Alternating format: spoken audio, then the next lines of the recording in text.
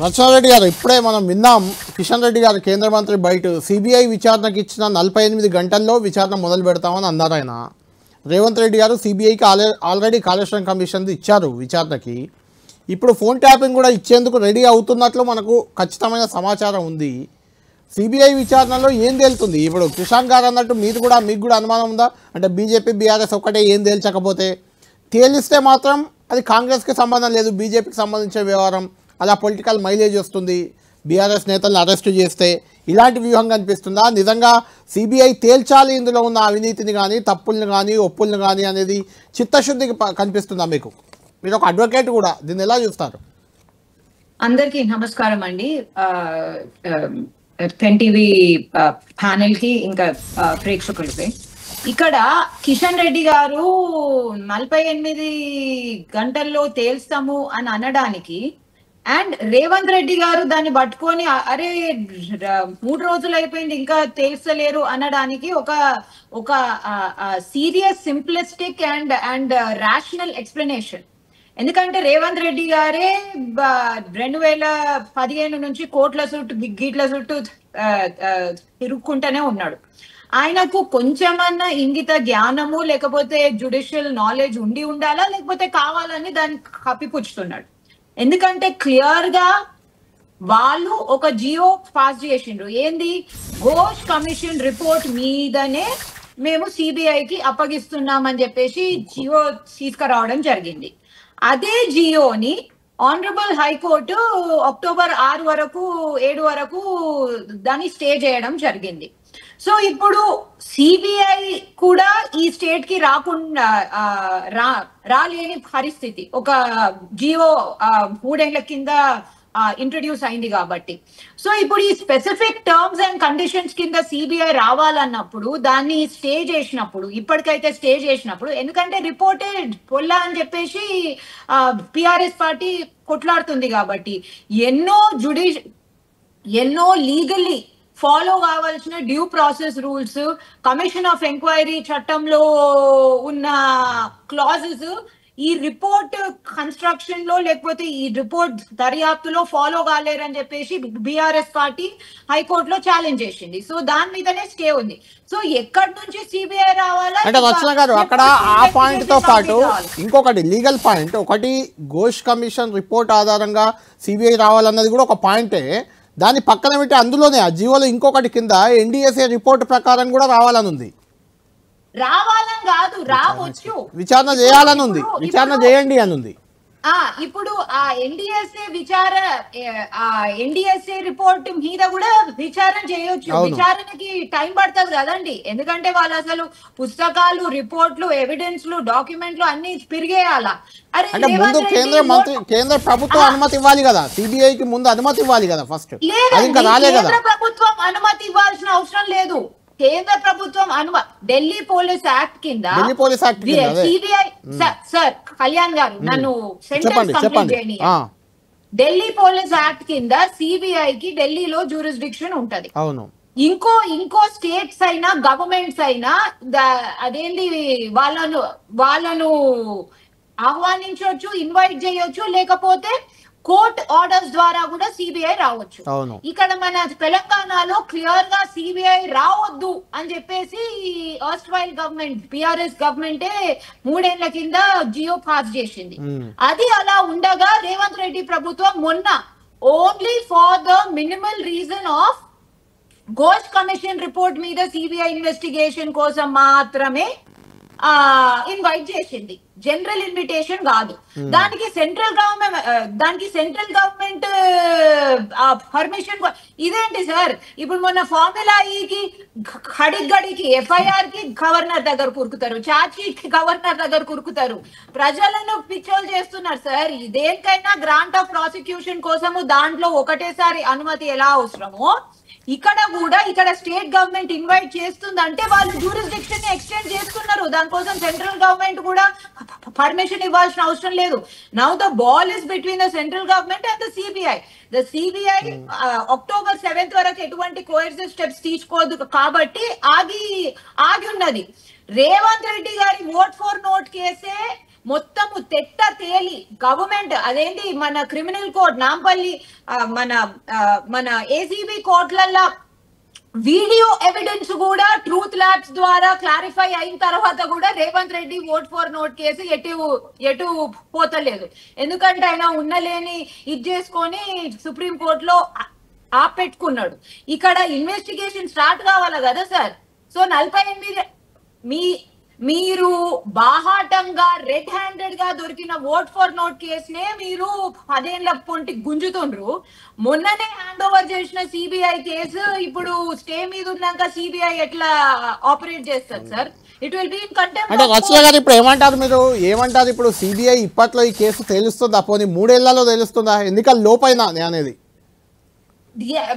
Legally judicially దేని మీద ఏ enforcement agency మీద మీరు టైం ఫ్రేమ్ లో చేసేయండి అని ఎక్కడ లేదు. కళ్యాణ్ గారు వినాలి మీరు. అవును, ఎక్కడ టైం ఫ్రేమ్ లో తేల్చేసేయాలని లేదు.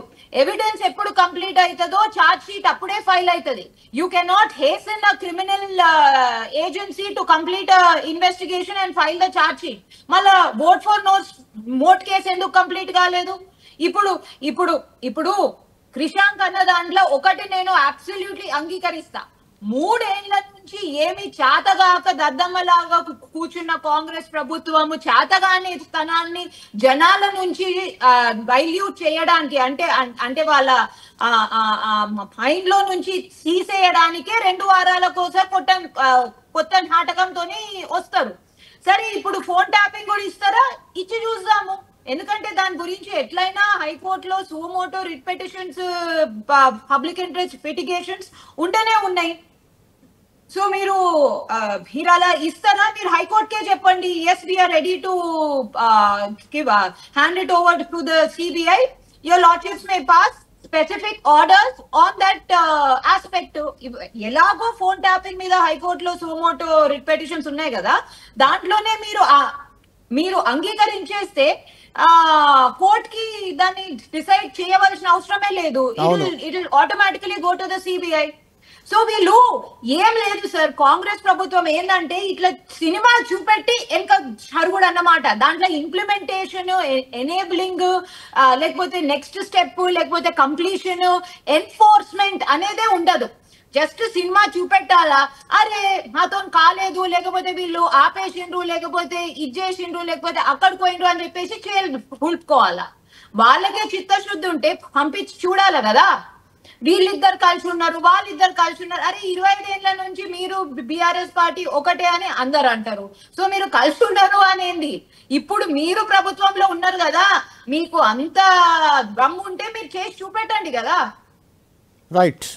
రచారెడ్డి గారు, మనం విన్నారు కదా, మీరు బ్రేక్ ముందు వెంకట్ గారు చెప్పింది సిబిఐ పై మాకు నమ్మకం లేదు, అయినప్పటికీ పదే వాళ్ళ బీజేపీ నేతలు, కేంద్ర మంత్రులు కిషన్ రెడ్డి, బండి సంజయ్, రఘునందన్ రావు వీళ్ళందరూ పదే సిబిఐకి ఇవ్వండి, తేల్చేద్దాం అన్నారు కాబట్టి ఇచ్చాం అని చెప్తున్నారు.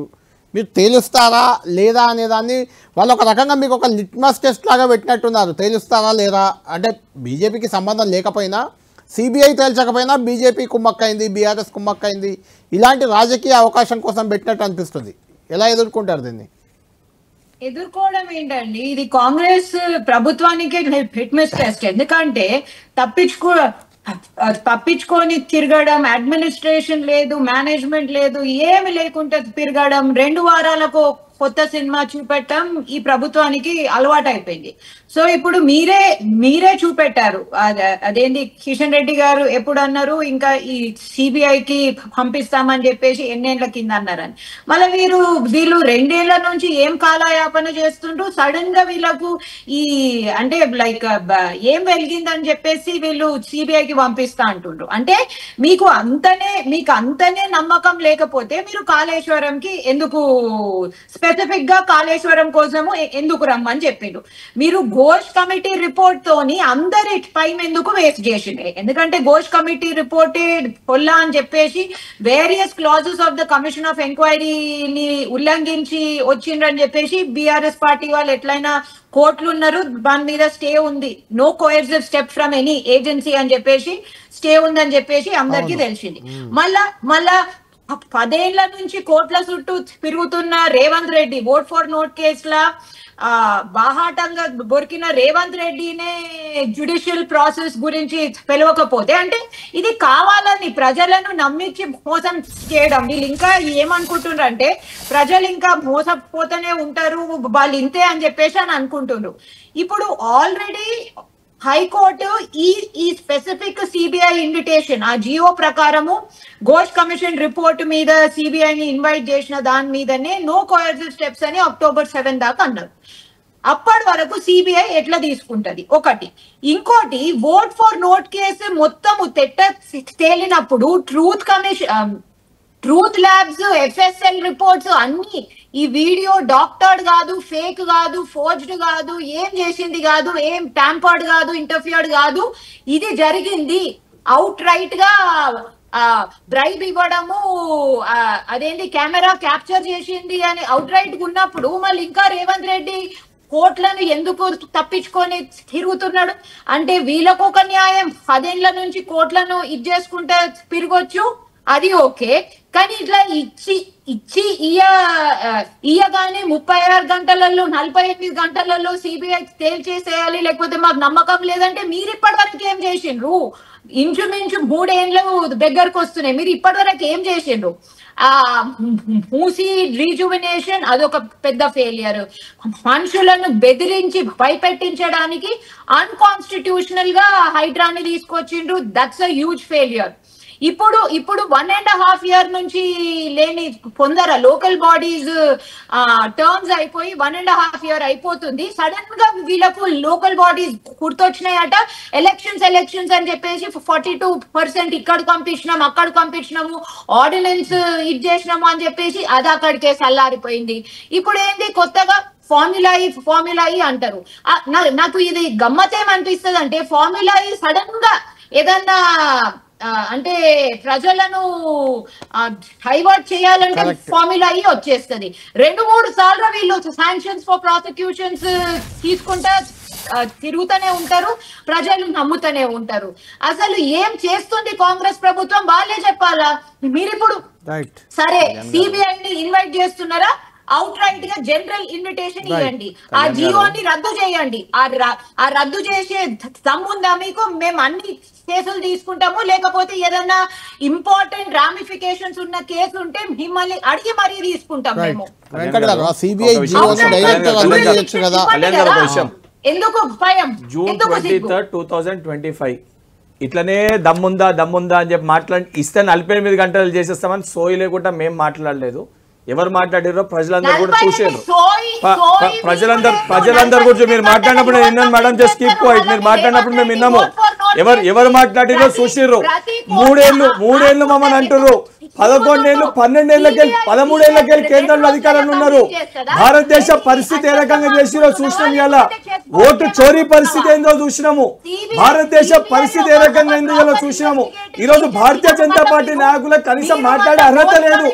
ఈ రోజు సిబిఐ అప్పచెప్తే 48 గంటలలో చర్యలు చేపడతామని చెప్పని మరి ఏ హోదాతోటి ఎట్లా చేపడతామని చెప్పి కిషన్ రెడ్డి మాట్లాడిండు, బండి సంజయ్ మాట్లాడిండు, పార్టీ అధ్యక్షుడు ఈ రోజు ఆ విషయం పైన మాట్లాడుకుంటే చేపడతారో మాట్లాడకుండా ఓట్కి నోటు కేసు కాంగ్రెస్ పార్టీ ఏం చేసింది?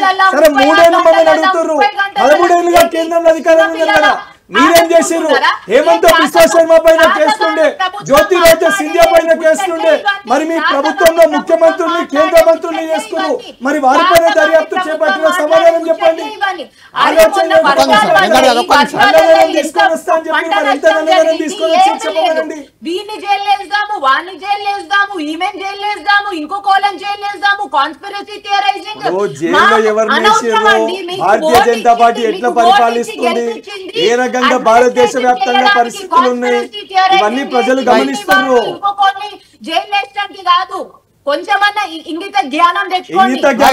4 ఏళ్ల కింద ఈ వీడియోలో ఎటువంటి ఎటువంటి డాక్టరింగ్ లేదు, ఇంటర్ఫియరెన్స్ లేదు, ఏం లేదని మళ్ళీ ఇంకా అటో ఇటో ఎందుకు వెళ్తలేదు చెప్పు? ఎందుకు అటు మీరు ఇటు ముఖ్యమంత్రి ఎందుకు తేల్తలేదు చెప్పు అంటే కేంద్రంలో ఉన్న అధికారులు ఏం మాట్లాడుతున్నారు? కోర్టు పరిధిలో మరొక న్యాయవాది కోర్టు పరిధిలో ఉన్నది ఎందుకు తేల్తలేదు అని చెప్పి మాట్లాడుతారు. వారికి ఏం చెప్పాలి నేను? కోర్టు పరిధిలో ఉన్నప్పుడు మన చేతిలో ఉంటుంది అది. మరొక న్యాయవాది ఉంది కోర్టు పరిధిలో ఉన్నప్పుడు కోర్టు నిర్ణయం తీసుకోకముందే వారి రోజు మాట్లాడుతున్నారు. కృష్ణ గారు విన్నారు కదా, దొరికిపోయింది మనకు సమాధానం. ఫైనల్ గా కంక్లూడ్ చేద్దాం, చెప్పండి. దొంగలు ఎవరంటే భుజాలు తడుపుతున్నట్టు అని చెప్పేసి ఇంకా ఫైనల్ ఎక్కడ ఉంది కళ్యాణ్ అంటే కళ్యాణ్ గారు ముందు నొయ్యి వెనుక పొయ్యి అన్నట్టు మాట్లాడుతుంది. అంతనే చిత్తశుద్ధి ఉంటే సరే, కేసీఆర్ గారు మొత్తం కాళేశ్వరం నేను దగ్గర ఉండి అక్కడ అదే కూర్చేసుకొని కట్టించిన అని అన్నా గాని మళ్ళీ మీరు కేసీఆర్ మెయిన్ పాయింట్ అసలు పీసీ ఘోష్ కమిషన్ రిపోర్ట్ ఆపడానికి పాయింటే అసలు మీరు ప్రాసెస్ ఫాలో కాలేదని. మళ్ళీ కేసీఆర్ కి సమన్స్ ఎక్కడ పోయినాయి, హరీష్ రావు గారికి సమన్స్ ఎక్కడ పోయినాయి, వాళ్ళు వచ్చి వాళ్ళ examination chief, cross examination, witness testimony, ఎవిడెన్స్లు అవన్నీ లేకుంటేనే మీరు ఇష్టం వచ్చినట్టు పుస్తకం రాసినట్టు రాసుకుంటా పోతే రిపోర్ట్ ఎక్కడి నుంచి అవుతుందండి?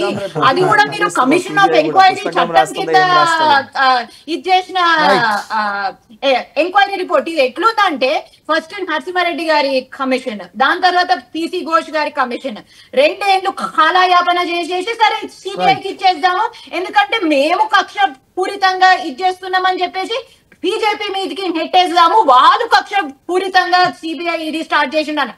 ఇది సార్ చాతగాని ప్రభుత్వము. వాళ్ళు 13 ఏళ్ళకి ఎవరితో చాతగాని ప్రభుత్వం కనబడుతుంది కళ్యాణ్ గారు. ఆలోచన లేకుండా ఇష్యూ పైన అసలు ఇప్పుడు దీనికి ఏం చేస్తున్నాం మరి అని చెప్పమని చెప్పండి. 2 వారాలకు ఒక సినిమా ఒక ఇచ్చేంతరం స్టార్ట్ అవుతుంది.